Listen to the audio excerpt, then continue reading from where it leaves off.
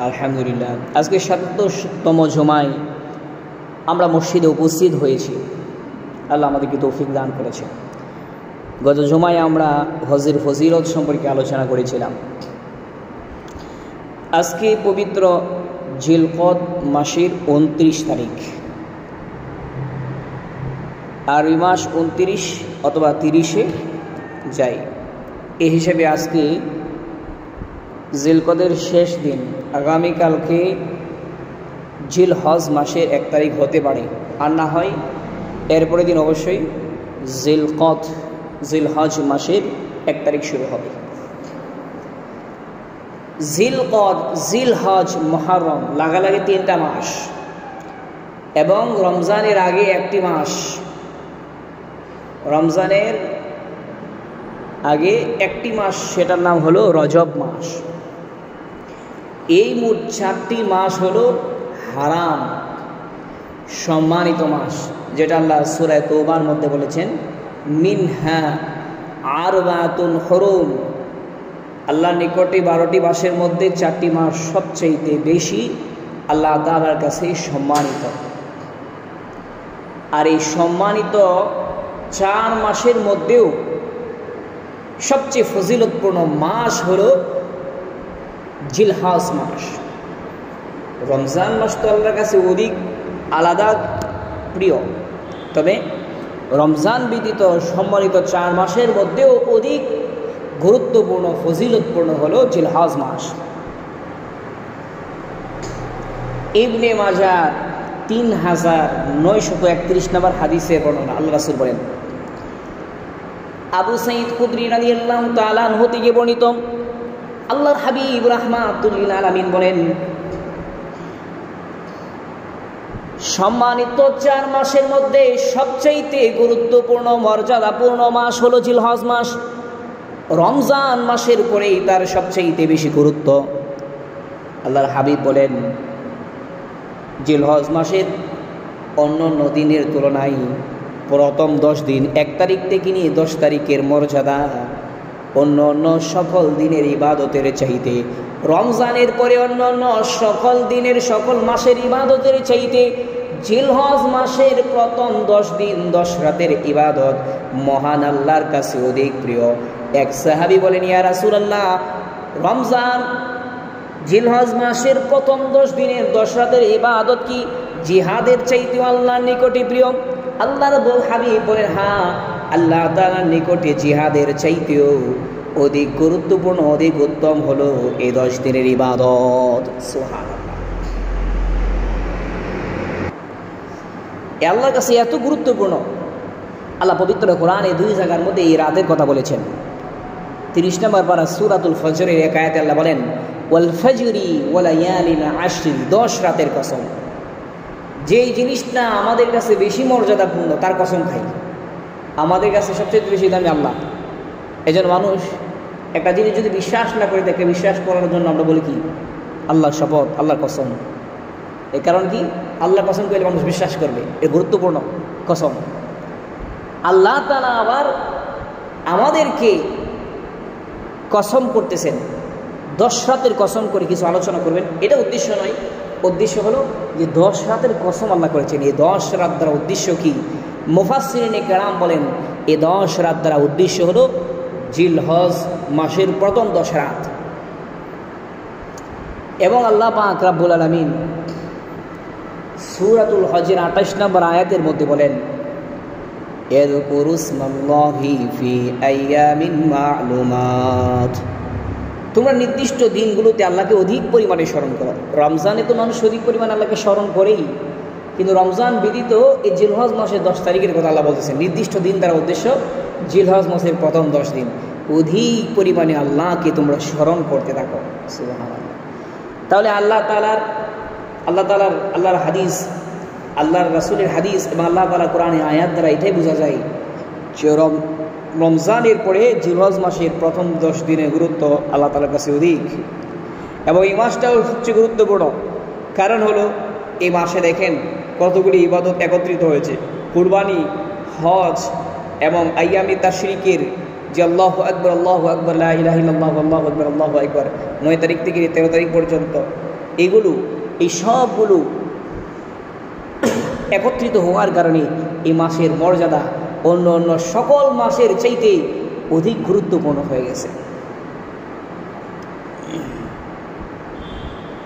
তাহলে আমরা এই মাসে যেহেতু রাসূল ইবাদতের কথা বললেন, আমরা কি ইবাদত করব? অধিক পরিমাণে ইবাদতের কথা বলা হয়েছে। অধিক পরিমাণে ইবাদত দ্বারা উদ্দেশ্য কি পরিমাণ ইবাদত আমরা করব সেটা আমরা হাদিস থেকে শুনি।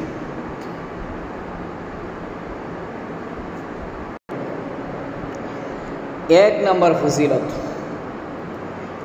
আব্দুল্লাহ ইবনে উমর রাদিয়াল্লাহু তাআলা আনহু বলেন, আল্লাহর হাবিব বলেন, যেহেতু জিলহজ মাসের প্রথম 10 দিন 10 রাত আল্লাহর কাছে অধিক পরিমাণে প্রিয়, ফাআকসিরু ফীহিন্না মিনাত তাহলিলি ওয়াত তাকবীরি ওয়াত তাহমিদি।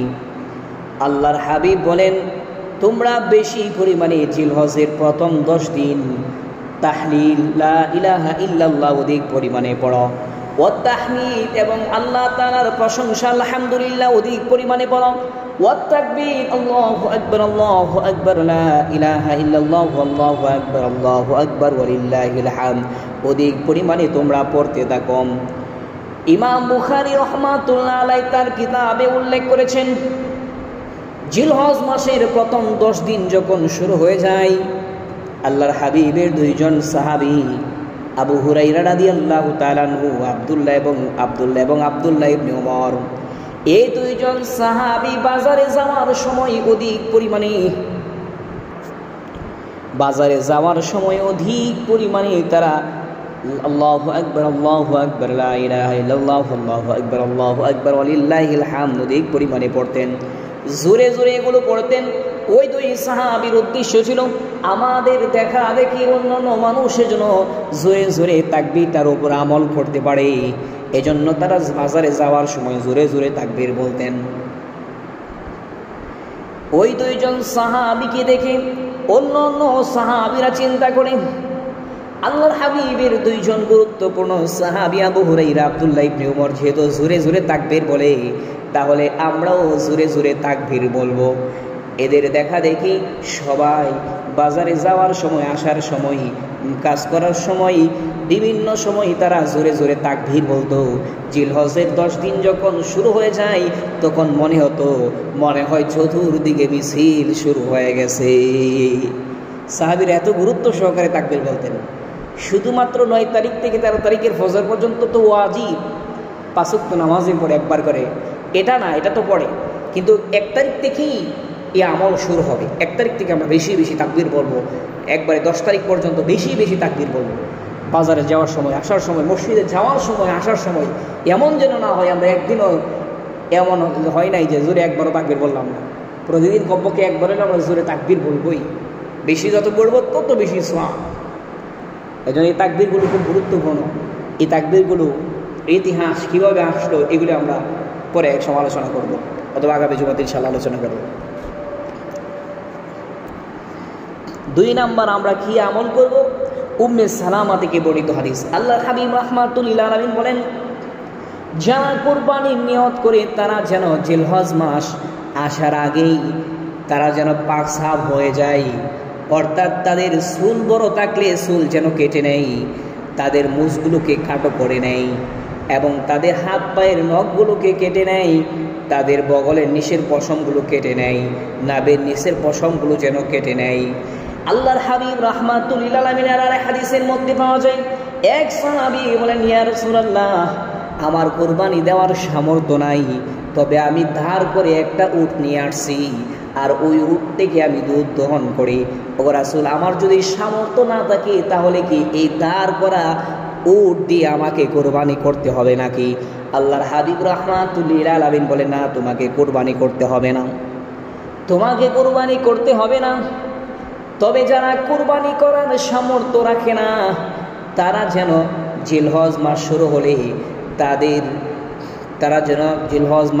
হলে তাদের চুল না কাটে, তাদের মুছ তাদের হাত পায়ের নখ, বগলের নিচের পশম, নাভির নিচের পশম এগুলো যেন না কাটে, বরং এগুলো জিলহজ মাসের 1 তারিখ থেকে না কেটে, বরং জিলহজ মাস শুরু হলে এগুলো না কেটে জিলহজ মাসের 10 তারিখে ঈদের নামাজ আদায় করার পরে, কোরবানি করার পরে যেন তারা তাদের বড় চুলগুলি কেটে নেয়, মুজ হাত পায়ের নখগুলি কেটে নেয়, বগলের নিচের পশম, নাভির নিচের পশমগুলো কেটে নেয়। যেই ব্যক্তি এর উপরে আমল করবে, যারা কোরবানি দেওয়ার সামর্থ্য রাখে না, তারা যদি এই আমলটা করে, আল্লাহ পাক রব্বুল আলামিন তাদের আমল নামায় কোরবানির সওয়াব দিয়ে দিবেন। সুবহানাল্লাহ। তাহলে এই হাদিস, 2টা হাদিস মিলাইলে পাওয়া যায়। এক হাদিসে বলছে আগেই পাকসাফ হয়ে যাওয়ার জন্য, আজকে শেষ দিন, কেউ যদি পাকসাফ হইতে চায় আজকে পাকসাফ হয়ে যাবে, হাত পায়ের নখ কেটে নিবে, অথবা যদি না কাটে কোনো সমস্যা নেই, তবে কালকের দিকে কাটা যাবে না, একবারে ঈদের দিন ঈদের নামাজ পড়ে কোরবানি শেষ করে হাত পায়ের নখ আমরা কাটবো, এবং আমরা আমাদের মুজ কাটবো, এবং বগল নিচের পশম, নাভির নিচের পশম আমরা ঈদের দিন কাটবো। আর যারা মনে করি যে আজকে কেটে নিব, তাহলে আজকে কাটেন, কিন্তু কালকে থেকে আর কাটা যাবে না, একবার ঈদের দিন পর্যন্ত, ঈদের দিন আবার কাটতে হবে। এটাই হলো মাসআলা। তবে এটা জরুরি না, করতেই হবে বাধ্যতামূলক এমন না, তবে এটা করা অনেক উত্তম, এই আমলটা অনেক উত্তম। 3 নাম্বার, আমরা এই দিনে কি আমল করব? বেশি বেশি নফল নামাজ পড়ব। গোলাম সাওবান থেকে বলিত আল্লাহর হাবিবের সাহাবী গোলাম সাওবান বলেন, আল্লাহর হাবিব বলেছেন জিলহজ মাসের 10 তারিখ হলে তোমরা বেশি বেশি নফল নামাজ পড়ো, কারণ নফল নামাজ এই দিনে যদি কেউ নফল নামাজ পড়ে, নফল নামাজে গিয়ে একটা সেজদা দেয়, একটা সেজদা দেওয়ার সঙ্গে সঙ্গে আল্লাহ তাআলা তার আমল থেকে বড় একটা গুনাহকে কেটে দেয়, এবং আল্লাহ তাআলা তার জন্য একটা মর্যাদা লিপিবদ্ধ করে দেয়। সুবহানাল্লাহ। হয়েছে সে দুনিয়াতে এই মর্যাদার অধিকারী হবে, অথবা আখিরাতে সে মর্যাদার অধিকারী হবে। এজন্য নফল সালাতের জন্য বলা হয়েছে। আমরা সারা বছর নফল সালাতগুলি আদায় করতে না পারলেও এই 10 দিন আমরা নফল সালাতগুলি বেশি আদায় করব। আমরা আওয়াবিন, মাগরিবের পরে 6 রাকাত আওয়াবিন পড়ব, এরপরে চাস্তির নামাজ 10টার সময়, দিনে 10টার সময় চাস্তির নামাজগুলি পড়ার চেষ্টা করব, তাহাজ্জুদ করার চেষ্টা করব। কেউ যদি আমরা মনে করি তাহাজ্জুদ পড়তে পারবো না, ঈশার নামাজের পরে 2 রাকাত নামাজ অতিরিক্ত তাহাজ্জুদের নিয়তে আমরা আদায় করব, তাহলে তাহাজ্জুদের সওয়াব পাওয়া যাবে। সুবহানাল্লাহ। এবং আমরা ইশরাকের নামাজগুলি আদায় করব।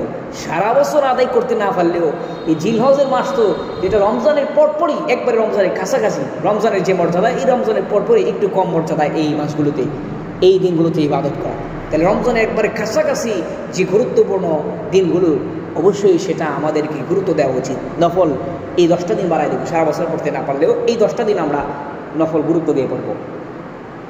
কারণ হাদিসের কুদসির মধ্যে আল্লাহ বলেন, হাদিসে কুদসি বলা হয় যে হাদিসটা আল্লাহ তাআলা সরাসরি রাসূলকে জানিয়েছেন। আল্লাহ পাক রব্বুল আলামিন বলেন, বান্দা অধিক পরিমাণে নফল সালাত আদায় করে, যেই বান্দা অধিক পরিমাণে নফল সালাত আদায় করে, নফল নামাজ আদায় করে, নফল নামাজ আদায় করতে করতে এক পর্যায়ে এমন হয়ে যায় বান্দা আমার এতটা কাছাকাছি চলে আসে যে আমি আল্লাহ তাআলা তাকে ভালোবাসতে শুরু করে দেই। সুবহানাল্লাহ। নফল সালাতের আলাদা গুরুত্ব আছে, যে আল্লাহ তাআলার ভালোবাসা পাওয়া যায়। 4 নম্বর, আমরা কি আমল করব? এই মাসে প্রথম 10 দিন, প্রথম 9 দিন, 10 দিন, 10 নম্বর দিন তো রোজা রাখা হারাম, ঈদের দিন। 1 তারিখ থেকে নিয়ে 10 তারিখ 9 তারিখ পর্যন্ত প্রত্যেকটা দিন আমরা রোজা রাখার চেষ্টা করব। কারণ কি? আল্লাহর হাবিব বলেন, জিলহজ মাসের 10 তারিখ যখন শুরু হয়ে যায়, জিলহজ মাসের 10 তারিখ কি 9 তারিখ পর্যন্ত প্রত্যেকটা রোজার বিনিময়ে যে একটা রোজা রাখলো, আল্লাহ তাআলা তার আমল নামায় 1 বছর নফল ইবাদতের সওয়াব লিখে দিবেন। এবং যে ব্যক্তি একটা রাত্র ইবাদত করলো, লাইলাতুল কদর ইবাদত করলে যে পরিমাণ সওয়াব, আল্লাহ তাআলা সেই পরিমাণ সওয়াব তার আমল নামায় দিয়ে দিবেন। সুবহানাল্লাহ।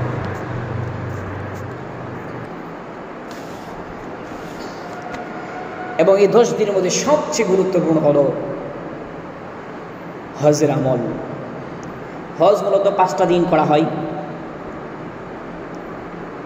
জিলহজ মাসের 9 তারিখ, 10 তারিখ, 11 তারিখ, 12 তারিখ, 13 তারিখ, এই 5 দিন হলো হজের দিন। আরাফার দিন থেকে যেটা শুরু হয়, এই আরাফার ময়দানে হাজী সাহেব আল্লাহু আকবার, আল্লাহু আকবার, লা ইলাহা ইল্লাল্লাহু, আল্লাহু আকবার, আল্লাহু আকবার লেখা দুনিতে মুখরিত হয়ে যায়। এবং এই 10 দিনে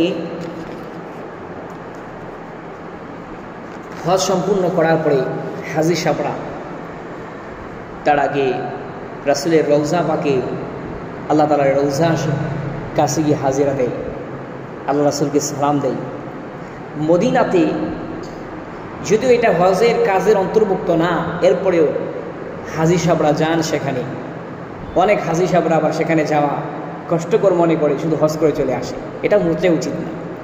কারণ মদিনার মসজিদে নামাজ পড়া আর রাসূলের রওজা জিয়ারত করা এটা আলাদা ফজিলতের একটা কাজ, অত্যন্ত গুরুত্বপূর্ণ এটা কাজ। এদিকে কেউই বঞ্চিত হওয়া উচিত নয়। রাসূলের মদিনায় গিয়ে আমরা যদি অবস্থান করি তাহলে কিছু উপকারের কথা হাদিসের মধ্যে পাওয়া যায়। শুনে আল্লাহ রাসূল কি বলেন, মান জারা কবরি ওয়াজাবাত লাহু শাফাআতি, যে ব্যক্তি আমার কবর জিয়ারত করলো ওই ব্যক্তিকে, যে ব্যক্তি আমার কবর জিয়ারত করলো, রওজা জিয়ারত করলো, আল্লাহর হাবিব কই ওই ব্যক্তিকে সুপারিশ করে জান্নাত পৌঁছায় দেওয়া আমি নবীর উপর আবশ্যক হয়ে যায়। সুবহানাল্লাহ। 2 নম্বর আরেক হাদিসের মধ্যে বলেন, মান হাজ্জা সুম্মা জারা কবরি কানা জারা লি হায়াতি, যে ব্যক্তি আমার রওজার পাশে এসে উপস্থিত হলো আমাকে সালাম দেওয়ার জন্য, সে যেন আমার জীবদ্দশায় আমার সাথে সাক্ষাৎ করেছে। সুবহানাল্লাহ।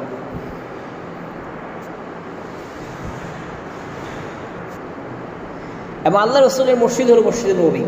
আল্লাহ হাবিব বলেন, মান সাল্লা ফিল মসজিদি, যে ব্যক্তি আমার মসজিদে নববীর মধ্যে নামাজ পড়লো, আরবাঈনা সালাতান 40 ওয়াক্ত নামাজ, 8 দিন লাগালাগি যদি কেউ নামাজ আদায় করে তাহলে 40 ওয়াক্ত হয়ে যায়। আল্লাহর হাবিব বলেন 40 ওয়াক্ত নামাজ যেই ব্যক্তি পড়লো আল্লাহ তাআলা তাকে 3টা পরোয়ানা দান করেন। আল্লাহ তাআলা ওই ব্যক্তিকে জাহান্নামের আগুন থেকে দূরে রাখেন। আল্লাহ পাক রব্বুল আলামিন ওই ব্যক্তিকে জাহান্নামের আগুন থেকে দূরে রাখেন। 2 নাম্বার, তার নামটা মুনাফিকের নাম থেকে কেটে দেয়। 3 নাম্বার, আল্লাহ তাআলা তাকে আখিরাতের ঘাটি সমূহ, কবরের ঘাটি, হাসরের ঘাটি এবং ফুলসিরাতের ঘাটি, মিজানের ঘাটি, আখিরাতের ঘাটির পেরেশান থেকে আল্লাহ তাআলা তাকে মুক্ত করে দেন, সহজেই এগুলো পার হওয়ার ব্যবস্থা করে দেন। সুবহানাল্লাহ। তাহলে 3টা ফজিলতের কথা শুনলাম। 4 নাম্বার ফজিলত, আল্লাহর হাবিব বলেন ওয়াল মিম্বারি আলাল হাউজি, আল্লাহ তাআলা হাসরের ময়দানে যে হাউজে কাউসারের মিম্বর আমাকে বানিয়ে দেন, হাউজে কাউসারের মালিক আমাকে বানিয়ে দিবেন, যে হাউজার কাউসার থেকে আমি আমার উম্মতকে পানি পান করাবো। এই হাউসটা দুনিয়ার কোথায় আছে জানোনি? এটা হলো আলাল মিম্বারি, আমার মিম্বর থেকে, অর্থাৎ আমার মিম্বরের নিচেই হলো ওই হাসরের ময়দানের হাউজে কাউসার। সুবহানাল্লাহ। তাহলে আমরা যদি মদিনার মসজিদে গিয়ে নামাজ পড়ি, মিম্বরটা দেখি, মিম্বরটার কাছাকাছি যাই, তাহলে হাউজে কাউসারের সাথে আমাদের পরিচয় হয়ে গেল। 4 নাম্বার ফজিলত, আল্লাহর হাবিব রাহমাতুল লিল আলামিন বলেন, মা বাইতি মা বাইনা বাইতি ওয়াল কবরি, মা বাইনাল বাইতি মা বাইনা বাইতি ওয়াল মিম্বারি রাউযাতুম মিনাল জান্নাহ। আল্লাহর হাবিব বলেন মসজিদে নববীর মিম্বর এবং আমার রওজা, যেখানে আমাকে খবর দেওয়া হয়েছে, আমার রওজা এবং মসজিদে মিম্বরের মাঝখানে যে জায়গাটা আছে সেটা হলো জান্নাতের বাগান। সুবহানাল্লাহ। এটা হলো রাউযাতুম মিনাল জান্নাহ, জান্নাতের বাগান। সুতরাং যে ব্যক্তি সেখানে একবার প্রবেশ করবে, আল্লাহ পাক রব্বুল আলামিন ওয়াদা দিয়েছেন যারা একবার জান্নাতে প্রবেশ করবেন তাদেরকে আল্লাহ তাআলা কখনোই আর জাহান্নামে প্রবেশ করবেন না। সুতরাং তারা যেহেতু জান্নাতে গেল, দুনিয়াতে থাকা অবস্থায় জান্নাতে চলে গেল, ওই ব্যক্তিরা মৃত্যুর উপরে আল্লাহ তাআলা তাদেরকে জাহান্নামে স্পর্শ না করে তাদেরকে সোজা জান্নাত পর্যন্ত পৌঁছায় দিবেন। সুবহানাল্লাহ। গুটিয়া দুনিয়ার সব কিছু আল্লাহ কিয়ামতের সময় ধ্বংস করলেও রাসূলের জান্নাতের বাগানটা ধ্বংস করবেন না। সুতরাং সেখানে গেলে জান্নাতের বাগানেরও আমরা ফজিলত অর্জন করতে পারবো। কমপক্ষে উমরাতে যাওয়ার চেষ্টা করব। আর উমরাতে যাওয়া তো এখন খুব সহজ, কম টাকার মধ্যে, 1 লক্ষ টাকার মধ্যে মনে হয় যাওয়া যায়, অথবা এর আশেপাশে কম বেশি কিছুটা হবে, একটু টেকনিক কাটাইতে হয় আর কি। যেহেতু এগুলি আলাদা আলোচনা। তাহলে আল্লাহ তাআলা গুরুত্বপূর্ণ তো অনেক কাজ আছে। এই হজের মাসে, এই গুরুত্বপূর্ণ ইবাদতের দিনগুলো আমরা ইবাদত করব। পাশাপাশি যাদের আকাঙ্ক্ষা আছে হজ করার জন্য, আমরা কয়েকটা কাজ করতে পারি। যে যদি আমরা একান্তই হজে যাওয়ার নিয়ত করি, এত গুরুত্বপূর্ণ জায়গায় সেখানে আছে, গোটা দুনিয়ার মধ্যে সবচেয়ে দামি জায়গা তো মক্কা মদিনাতে। জান্নাতের বাগান, হাউজে কাউসার, আরাফার ময়দান, যেখানে গেলে শুধু গুনাহ মাফের ব্যবস্থা, কাবা, খানায় কাবা, জমজম কূপ। সুতরাং এত গুরুত্বপূর্ণ জায়গার মধ্যে আমরা যাওয়ার চেষ্টা করব। এবং যারা একান্তই যাওয়ার নিয়ত করছে, আমরা কয়েকটা কাজ করবো যেন আল্লাহ আমাদেরকে হজ যাত্রা সহজ করে দেয়। 1 নম্বর হলো আমরা হাজিদের খেদমত করব। যে হাজি সাহেবরা যখন হজ করতে যাই, তাদের ব্যাগ এগুলো আমরা আগায় দিব, আসার সময় তাদের কাছে আগায় নিয়ে আসবো। কারণ হাজি সাহেব বাড়িতে আসার আগেই ওই ব্যক্তির দোয়া আল্লাহ তাআলা ফিরায় দেয় না। হাজি সাহেব নিজের জন্য যা দোয়া করে সেটাও কবুল করা হয়, যার জন্য দোয়া করে সেটাও কবুল করা হয়। আমরা হাজি সাহেবদের কাছে বাড়িতে ফেরার আগে আমরা তাদের কাছে দোয়া চাইব, তাদেরকে আগায় নিয়ে আসবো এবং তাদেরকে বলবো যে আল্লাহ যেন আমাকে হজ করার ব্যবস্থা করে দিন, একটু আমার জন্য দোয়া করেন। তাদের দোয়ার বরকতে আল্লাহ হজের ব্যবস্থা করে দেয়। এমন অনেক ঘটনা আছে, এগুলো বলবো না, সময় কম। 2 নম্বর, আমরা রাতের তাহাজ্জুদের ইবাদত বাড়াই দিব। আল্লাহ তাআলার কাছে শেষ রাতে উঠে আল্লাহর কাছে বেশি বেশি কান্নাকাটি করে আল্লাহর কাছে দোয়া করবার জন্য আল্লাহ হজের ব্যবস্থা করে দেয়। কারণ এক পিপিলিকার ঘটনা আছে, যে পিপিলিকা শেষ রাতে উঠে আল্লাহর কাছে দোয়া করছিল, আল্লাহ কবুতরের মাধ্যমে প্লেন বানাইয়া ওই পিপিলিকাকে কবুতরের পায়ে উঠাইয়া তাকে হজ করাইছে। সুবহানাল্লাহ, এমন অনেক ঘটনা আছে। 3 নম্বর, আমরা আল্লাহর কাছে দোয়া করার পাশাপাশি আমরা আমাদের সাধ্য অনুযায়ী টাকা পয়সা জমাবো এবং নিয়তকে কাটি করবো যে একমাত্র আল্লাহ তাআলার জন্যই, গুনাহ মাফের জন্যই, আখিরাতের লাভবান হওয়ার জন্য আমরা হজে যেতে চাই। এমন একটা পাক্কা নিয়ত করব, কারণ নিয়ত কাটি থাকলে আল্লাহ হজের ব্যবস্থা করে দেন। এবং সে অনুযায়ী, সামর্থ্য অনুযায়ী আমি টাকা পয়সা জমানোর চেষ্টা করব। যে আমি নিয়ত করি এখন থেকে টাকা পয়সা জমাই, যাতে সামর্থ্য নাই, যে আমি প্রতিদিন 5 টাকা 10 টাকা হলেও হজের জন্য তৈব। এভাবে 1 লক্ষ টাকা 2 লক্ষ টাকা যদি আস্তে আস্তে হতে পারে, আল্লাহ তাআলা কোনো না কোনোভাবে ব্যবস্থা করে দেবেন। আল্লাহ যখন দেখবেন যে সে আপ্রাণ চেষ্টা করছে, আল্লাহ একটা ব্যবস্থা করে দেবেন। এবং নিয়তকে কাটি করলে আল্লাহ ব্যবস্থা করে দেবেন। নিয়ত কাটি করলে আল্লাহ তাআলা হজের ব্যবস্থা করে দেন। এবং নিয়তটা কত গুরুত্বপূর্ণ হজের জন্য, এটা আমরা একটা ঘটনা থেকে শুনি। আব্দুল্লাহ ইবনে মুবারক, যিনি ইমাম বুখারীর উস্তাদ ছিলেন, ইমাম আবু হানিফার ছাত্র, ইমাম বুখারীর উস্তাদ, মস্ত বড় আলেম দ্বীন। উনি 1000 আলেমকে প্রতি বছর হজ করাইতেন। 1 বছর উনি হজে গিয়েছেন 1000 আলেমকে নিয়ে। আব্দুল্লাহ ইবনে মুবারক রাহমাতুল্লাহ আলাইহি বলেন, কোনো এক হজের মৌসুমে আমি হজে গিয়েছিলাম। হজে যাওয়ার পরে হজ সম্পূর্ণ করে আসার সময়, আমার বাড়ি ইরাকে আসার সময়, যেদিন চলে আসবো সেদিন ফজরের নামাজের পরে, ফজরের নামাজ শেষ করে খাবার দেওয়ালের সাথে টেক লাগায় বসে পড়লাম। কিছুক্ষণ পরে ঘুমে আচ্ছাদিত হয়ে গেলাম। আমি ঘুমের মধ্যে স্বপ্নে দেখলাম আমার মাথার কাছে একজন ব্যক্তি দাঁড়িয়ে আছে, আর একজন ব্যক্তি আমার পায়ের কাছে দাঁড়িয়ে আছে। একজন ব্যক্তি প্রশ্ন করছে, এবছর কত মানুষ হজ করতে এসেছে? দ্বিতীয় আরেকজন ব্যক্তি জবাব দেয়, 6 লক্ষ হাজি সাহেব এবছর হজ করেছেন। প্রথম ব্যক্তি জিজ্ঞাসা করে, এবছর যারা হজ করেছে তাদের সবার হজকে কবুল করা হয়েছে নাকি? দ্বিতীয় ব্যক্তি জবাব দেয়, একজন ব্যক্তির হজও কবুল করা হয় নাই। এবার প্রথম ব্যক্তি বলেন, হাজি সাহেবরা এত টাকা পয়সা খরচ করে কষ্ট করে তারা হজ করতে আসছে, তাদের হজ যদি কবুল না হয় তাহলে তাদের ব্যাপারে কি সিদ্ধান্ত হয়েছে? তারা কি খালি হাতে বাড়িতে ফেরত যাবে নাকি? দ্বিতীয় ব্যক্তি জবাব দেয়, না না, তারা খালি হাতে ফেরত যাবে না, যদিও তাদের হজ কবুল করা হয় নাই, তবে আল্লাহ তাআলার এক খাঁটি বান্দা আলী ইবনে মুআফাক, সিরিয়ার আলী ইবনে মুআফাক, সে এবছর হজে আসার নিয়ত করেছিল, কোনো একটা কারণে হজে আসতে পারে নাই। আলী বিন মুআফাকের খাঁটি নিয়তের কারণে, তার নিয়তের বরকতে আল্লাহ 6 লক্ষ হাজী সাহেবের হজ কবুল করেছেন। সুবহানাল্লাহ। আব্দুল্লাহ ইবনে মুবারক চিন্তা করে যে আমি আর আজকে বাড়িতে যাব না, কাফেলার সকলকে তার বাড়িতে পাঠিয়ে দিলেন, ইরাকে পাঠিয়ে দিলেন। আব্দুল্লাহ ইবনে মুবারক কই, আমি আলী বিন মুআফাকের সাথে দেখা করার জন্য সিরিয়ার উদ্দেশ্যে রওনা হয়ে গেলাম। আলী বিন মুআফাকের তালাশ করার জন্য সিরিয়াতে গিয়ে অনেক এলাকায় তালাশ করলাম, কেউ আলী বিন মুআফাক নামে কাউকে চেনে না। এক পর্যায়ে আমি গরিবদের বস্তিতে চলে গেলাম, সেখানে গিয়ে দেখি মানুষের ঘর বাড়ি তেমন একটা ভালো না, ভাঙ্গাচোরা ঘর বাড়ি, গরিব এলাকার মানুষ, তারা দিন আনে দিন খায়। এমন এলাকার মানুষের কাছে গিয়ে বললাম, একজন লোকের সাথে আমার সাক্ষাৎ হলো, একজন বৃদ্ধ লোকের কাছে জিজ্ঞাসা করলাম, চাচা আপনি কি আলী বিন মুআফাক নামে কাউকে চিনেন নাকি? তখন ওই চাচা বলতে লাগলো, হ্যাঁ আলী বিন মুআফাক, ওই যে দেখো দূরে তার বাড়িটা দেখা যায়। তার বাড়িটা আমাকে দেখায় দিলেন, আমি তার বাড়ির সামনে গিয়ে দাঁড়ালাম। তার বাড়ির অবস্থা ভালো ছিল না, তার বাড়ি ছিল ভাঙ্গাচোরা। আমি তার বাড়ির দরজার মধ্যে আওয়াজ দিলাম, ঘর থেকে একজন ব্যক্তি বের হয়ে আসলো। আমাকে জিজ্ঞাসা করলো যে আপনি কাকে তালাশ করেন?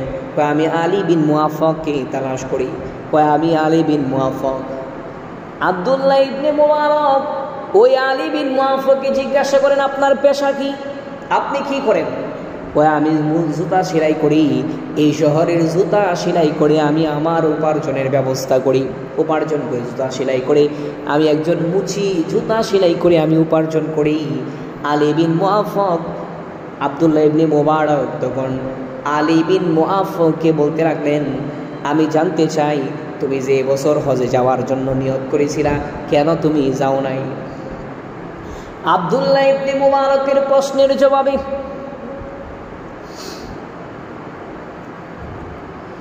আলী বিন মুআফাক বলেন, প্রতি বছরই সিরিয়া থেকে যখন হজের কাফেলা রওনা হয়ে যায়, লাব্বাইক আল্লাহুম্মা লাব্বাইক ধ্বনিতে যখন হাজী সাহেবরা তারা মক্কার উদ্দেশ্যে রওনা হয়ে যায়, তাদের ধ্বনিগুলো শুনে আমার অন্তরে কম্পন সৃষ্টি হয়ে যায়। আমারও তো মন চাই খানায় কাবা জিয়ারত করার জন্য, আমারও তো ইচ্ছা জাগে আমি যেন রাসূলের রওজার পাশে দাঁড়াইয়া রাসূলকে সালাম দিতে পারি। কিন্তু আমি একজন মুসলিম মানুষ, আমার তো এত টাকা পয়সা নাই যে আমি হজের সফরে রওনা হব। এক পর্যায়ে আমি পাক্কা নিয়ত করলাম যে আমি এখন থেকে দিনেও জুতা সেলাই করব, রাতেও জুতা সেলাই করব। দিনে জুতা সেলাই করে যে টাকা উপার্জন হবে তা দিয়ে আমি সংসারে খরচ চালাবো, আর রাতের বেলায় যেই টাকা উপার্জন হবে সেই টাকা আমি হজের সফরের জন্য রেখে দেব। এইভাবে হজের সফরের জন্য টাকা জমাইতে জমাইতে 1 বছর পর্যন্ত আমি দিনে এবং রাতে উভয় সময় জুতা সেলাই করি, এবং এক পর্যায়ে টাকা জমাইতে জমাইতে এমন হলো যে আমি হজের সফরে গিয়ে আবার বাড়িতে ফিরে আসতে পারবো, একটি পরিমাণ টাকা আমার জমা হয়েছে।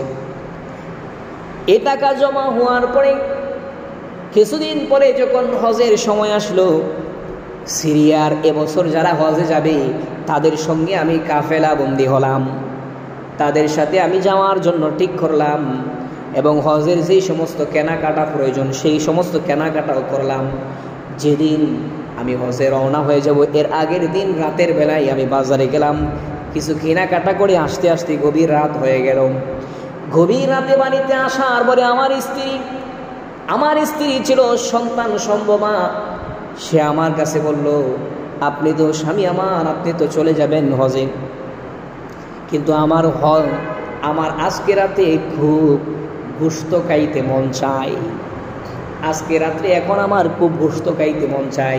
যারা সন্তান সম্ভব মহিলা বিভিন্ন সময় বিভিন্ন জিনিস খাইতে তাদের মন চাই, আলী বিন মুআফাকের স্ত্রী যখন বলল আমার গোশত খাইতে মন চাই, আলী বলেন আমি চিন্তা করে দেখলাম এত রাত্রি তো বাজারে দোকান খোলা নাই, কি করা যায়। স্ত্রীকে সান্ত্বনা দেওয়ার জন্য ঘর থেকে বাইর হইল।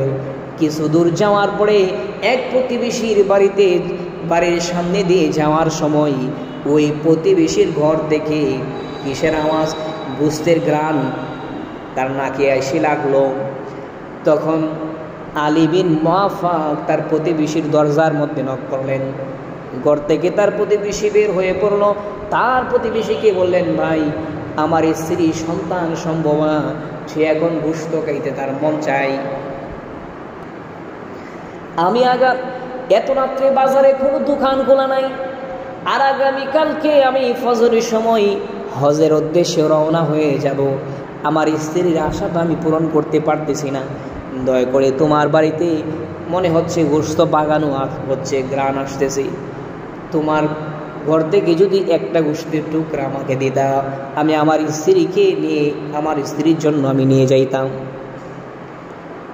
এবার আলী বিন মুআফাকের ওই প্রতিবেশী বলতে লাগলো, ও আলী, এই গোশত আমাদের জন্য হালাল হলেও তোমার জন্য হালাল হবে না।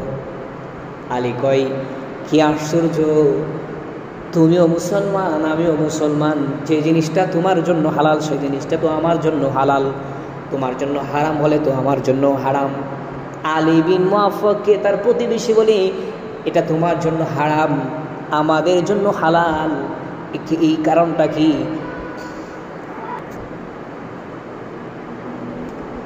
এই জিনিসটা আল্লাহ তাআলার মাঝে এবং আমার মাঝে গোপন রহস্য, এটা তোমাকে বলা যাবে না। আলী বিন মুআফাক ওই তার প্রতিবেশীর হাত ধরে জোর করে বললেন, আমি তোমাকে কসম দিলাম তোমার এই গোপন রহস্যটা আমি জানতে চাই।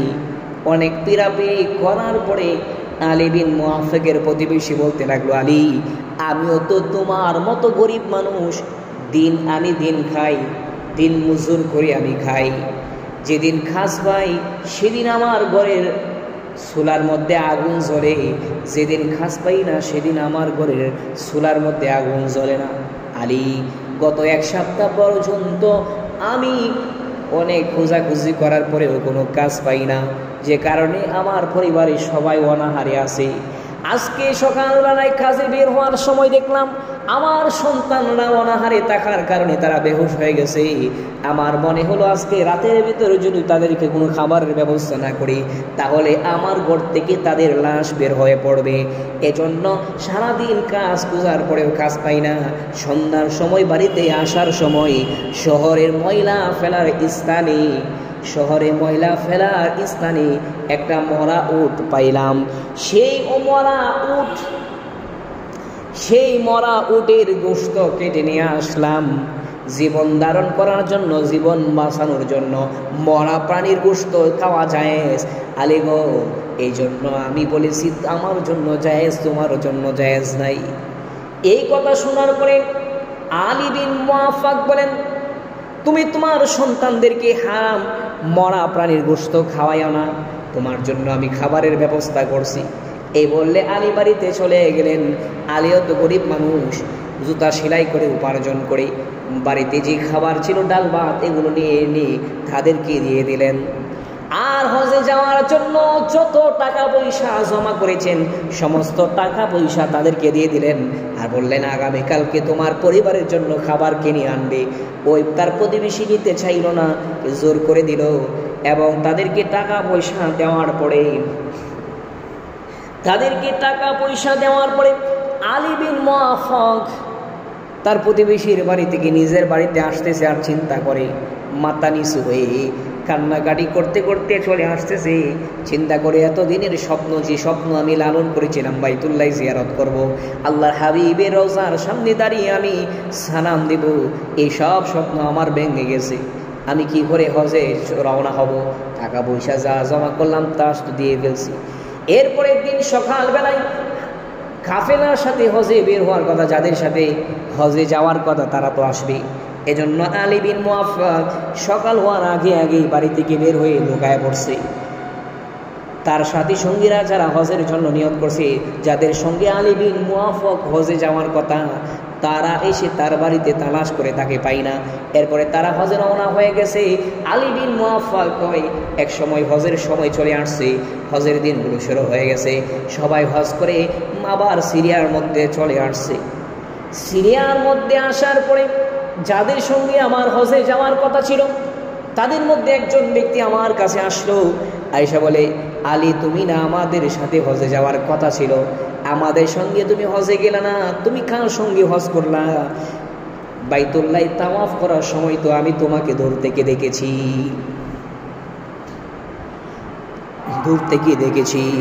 আরেকজন হাজী সাহেব আয়েশা বলে, আলী তুমি তো আমাদের সঙ্গে যাওয়ার কথা ছিল, গেলা না, কার সঙ্গে তুমি হজ করতে গেলা? আরাফার ময়দানে তো আমি তোমাকে দূর থেকে দেখেছি। আরেকজন হাজী সাহেব কই, আলী তুমি তো হজে যাওয়ার কথা ছিল, গেলা না, আমাদের সঙ্গে যাওয়ার কথা ছিল, গেলা না, তুমি কার সঙ্গে হজ করতে গেলা? আরে আলী রওজার জিয়ারত করার সময় মদিনাতে আল্লাহর হাবিব বলেন, আল্লাহর হাবিব রাহমাতুল লিল আলামিন বলেন, আল্লাহর হাবিব রাহমাতুল লিল আলামিন বলেন, আল্লাহর হাবিব রাহমাতুল লিল আলামিন, আলী মদিনায় রাসূলের রওজা জিয়ারত করার সময় তো আমার সাথে তোমার সাক্ষাৎ হয়েছে, তুমি আমাকে একটা ব্যাগ দিলা, বললা যে রাসূলের রওজা জিয়ারত করার পরে তুমি আমার কাছ থেকে ব্যাগটা নিয়ে যাইবা। এরপরে তো তোমার সাথে আমার আর সাক্ষাৎ হইল না, ও আলী তোমার ব্যাগটা নিয়ে আসছি, নেও তোমার ব্যাগটা আমি নিয়ে আসছি। এই কথা বলে ওই হাজী আলী বিন মুআফাককে ব্যাগটা দিয়ে দিলেন। আলী বলেন, আমি ব্যাগটা খুলে দেখলাম এই ব্যাগের ভিতরে যে পরিমাণ টাকা আমি হজের জন্য জমা করেছিলাম, ঠিক সেই পরিমাণ টাকা এই ব্যাগের মধ্যে আছে। এই ঘটনার পরে আমি আল্লাহ তাআলার দরবারে কান্নাকাটি করলাম, আল্লাহ তোমার কি লীলা খেলা কিছুই বুঝলাম না। কাঁদতে কাঁদতে আলী বিন মুআফাক বলেন, রাতের বেলায় যখন এই ঘটনার পরে, রাতের বেলা যখন আমি ঘুমাইলাম, রাতের বেলা ঘুমানোর পরে স্বপ্নে আমি দেখলাম আমার ঘরটা আলোয় আলোকিত হয়ে গেছে, নূরে নূরান্বিত হয়ে গেছে। এক পর্যায়ে আমি তাকায় দেখলাম আল্লাহর হাবিব রাহমাতুল লিল আলামিন আমার ঘরের ভিতরে প্রবেশ করে। আল্লাহর হাবিব বলেন, ও আলী তুমি আমার একজন গরিব উম্মতকে সহযোগিতা করেছো, এই গরিব উম্মতকে সহযোগিতা করার কারণে যে পরিমাণ টাকা সহযোগিতা করেছিলা, ওই পরিমাণ টাকা ব্যাগে করে কিন্তু আমি তোমার বাড়িতে পৌঁছায় দিয়েছি। আল্লাহর হাবিব বলেন, আলী তুমি কেমন খাঁটি নিয়ত করেছিলে এবং কষ্ট করে টাকা পয়সা উপার্জন করে হজে যাওয়ার জন্য এমন নিয়ত করেছিলে, আল্লাহ তাআলা তোমার নিয়তটাকে এমনভাবে কবুল করেছেন, তোমার নিয়তের বরকতে আল্লাহ পাক রব্বুল আলামিন এই বছর 6 লক্ষ হাজী সাহেবের হজ কবুল করে নিয়েছেন। আল্লাহর হাবিব আরো বলেন, আলী তোমার নিয়তটা এত খাঁটি ছিল, আল্লাহর কাছে এত পছন্দনীয় ছিল রে আলী, তোমার নিয়তটা আল্লাহর কাছে এত পছন্দনীয় হইল রে আলী, যে আল্লাহ পাক রব্বুল আলামিন তুমি হজ করতে যাইতে পারো নাই, এজন্য আল্লাহ তাআলা একটা ফেরেশতাকে তোমার রূপ দিয়া, আল্লাহ তাআলা তোমার একজন ফেরেশতাকে তোমার রূপ দিয়া আল্লাহ তাআলা তোমার পক্ষ থেকে হজের কাজটা সম্পূর্ণ করেছেন। সুবহানাল্লাহ।